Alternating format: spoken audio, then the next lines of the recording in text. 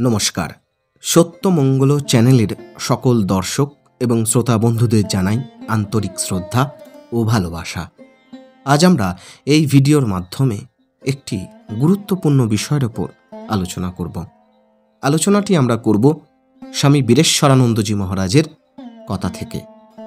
মহারাজ বলছেন, গীতায় আমরা দেখতে পাই যে শ্রীকৃষ্ণ অর্জুনকে ধ্যান যোগের উপদেশ দিলে অর্জুন বললেন, এই ধ্যানযোগের যে কথা আপনি বললেন তা অবাস্তব মনে হচ্ছে, কারণ মন অত্যন্ত চঞ্চল। শ্রীকৃষ্ণ অর্জুনের কথার বিরুদ্ধে কিছু বললেন না, তিনি সেই মত মেনে নিলেন। হ্যাঁ, মনকে দমন করা সত্যিই ভীষণ কঠিন। অর্জুনের মতো বহু যুদ্ধজয়ী বীর, যিনি বহু বিখ্যাত বীরকে যুদ্ধে পরাজিত করার ক্ষমতা রাখেন, তিনিও মনকে সংযত করতে পারছেন না। তার মন যেন তার থেকেও বলবান। সেই জন্য তিনি বললেন, মনকে দমন করা অসম্ভব। শ্রীকৃষ্ণ উত্তরে বললেন, মন যে চঞ্চল আর তাকে নিগ্রহ করা যে অত্যন্ত কঠিন, এ বিষয়ে কোনো সন্দেহ নাই, কিন্তু অভ্যাস ও বৈরাগ্যের দ্বারা তাকে সংযত করা যায়। মনকে দমন করার জন্য তিনি এই দুটি উপায়ের কথা বললেন। ধ্যান আর অনাসক্তি নিয়মিত অভ্যাস করলে মনকে দমন করতে হয়তো আমরা সমর্থ হব। অভ্যাস কি? প্রতিদিন একটি নির্দিষ্ট সময়ে ধ্যানই হচ্ছে অভ্যাস। ধরো, তোমার সকালের জলখাবারের একটি নির্দিষ্ট সময় আছে, সকাল 7টা। তাহলে 7টা বাজলেই তোমার খিদে পাবে। সেরকম তোমার ধ্যানের যদি একটি নির্দিষ্ট সময় থাকে, অভ্যাসের ফলে সে সময় মনের ধ্যান করার ইচ্ছাই হবে। সেই জন্য ধ্যানের একটি নির্দিষ্ট সময় থাকা খুবই দরকার। দৈনিক ধ্যান করাই হচ্ছে অভ্যাস। ধ্যানের সময় আমাদের মন যখনই অন্যদিকে চলে যায়, সেই মনকে নিয়ে এসে ধ্যেয় বস্তুতে বারবার রাখার নামও অভ্যাস। এটা অনেকটা মনের সাথে যুদ্ধ বলা যেতে পারে।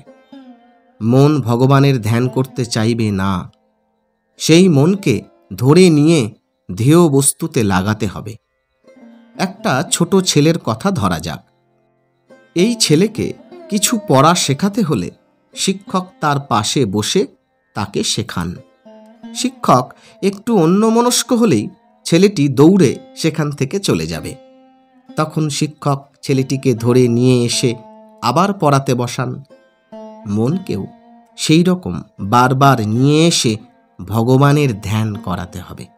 একেই অভ্যাস বলে। রোজকার নিয়মিত ধ্যানের সময় ছাড়াও যখনই মন ভগবানের চিন্তা ছেড়ে অন্যদিকে চলে যাবে, তখনই জোর করে তাকে নিয়ে এসে ভগবানের চিন্তায় লাগানো, এই সবটাকে অভ্যাস বলে। আমাদের পুরনো সংস্কার ও ভোগের ইচ্ছা থাকায় মন ইন্দ্রিয় ভোগ্য বিষয়ের পিছনে ছোটে, আর তার ফলে মন চঞ্চল হয়। খুব বেশি হাওয়া থাকলে হ্রদের ওপরে ঢেউয়ের সৃষ্টি হয়। এই হ্রদের জলে চাঁদের প্রতিবিম্ব পরিষ্কারভাবে দেখা যায় না। প্রতিবিম্ব দেখতে হলে হ্রদের উপরিভাগকে স্থির হতে হবে, আর জলও পরিষ্কার হতে হবে। সেই রকম মনোরূপ হ্রদে বাসনারূপ হাওয়া থাকলে ঢেউয়ের সৃষ্টি হবে, আর আত্মার প্রতিফলন তাতে দেখা যাবে না। যদি মনে কোনো বাসনা না থাকে, ঢেউ বা বৃত্তিও থাকবে না, আর তখন সেই মনে আত্মার প্রতিফলন দেখতে পাবে। অতএব মনে কোনো বাসনা আসতে দেবে না। বৈরাগ্যের দ্বারা এই বাসনা থেকে মুক্ত হতে হবে, অর্থাৎ বিচারের দ্বারা বাসনা তাড়িয়ে দিতে হবে। বাসনা না থাকলে মনে ঢেউ উঠবে না, তখন মন স্থির শান্ত হয়ে যাবে। এই অবস্থায় পৌঁছানোই যোগের লক্ষ্য। বলা হয়ে থাকে, যোগশ্চিত্তবৃত্তি নিরোধ। চিত্তবৃত্তির নিরোধই হচ্ছে যোগ। সুতরাং মনকে সংযত করতে হলে অভ্যাস ও বৈরাগ্যের প্রয়োজন। দীর্ঘকাল আমাদের চেষ্টা করে যেতে হবে। অশুভ সংস্কারকে তার বিপরীত শুভ সংস্কারের দ্বারা তাড়িয়ে দিতে হবে। এভাবে দীর্ঘকাল চেষ্টা করে গেলে খারাপ সংস্কারগুলি থেকে আমরা মুক্ত হতে পারব। মহর্ষি পতঞ্জলি যোগসূত্রে তাকে দমন করবার জন্য একই সাধন, অভ্যাস ও বৈরাগ্যের কথা বলেছেন। তিনি বলেছেন, এই সাধন দীর্ঘকাল নিরন্তর করে যেতে হবে। ভগবানের নাম আমাদের সবসময় করে যেতে হবে। সর্বদা ভগবানের চিন্তা করতে থাকলে মন ধীরে ধীরে ইন্দ্রিয়ের বিষয়ের দিকে যাওয়ার অভ্যাস ছেড়ে দেবে। মনকে অন্তর্মুখ করে সব সময় ভগবানে রাখার চেষ্টা করে যেতে হবে। এই লক্ষ্যে পৌঁছানোর জন্য জপ করতে বলা হয়। বহির্জগৎ থেকে মনটিকে নিয়ে এসে ভগবানের পাদপদ্মে রাখতে সাহায্য করে যে জিনিস, তাই হচ্ছে মন্ত্র। সর্বদা মন্ত্রের বারবার উচ্চারণ করে গেলে মনকে দমন করা যেতে পারে। মনের স্বভাব বদলাতে গেলে মন্ত্রের সবসময় জপ করা খুবই প্রয়োজন। এমন সাধন দীর্ঘকাল নিয়মিত ও আন্তরিকভাবে করে গেলে তবেই মনকে সংযত করতে পারবে, অন্যভাবে নয়। শ্রী শ্রী মা বলতেন, ভগবান লাভের জন্য মুনি ঋষিরা জন্ম জন্মান্তর কত জপ ধ্যান তপস্যা করেছিলেন, আর তোমরা এক্ষণেই তা চাও, তা কি সম্ভব?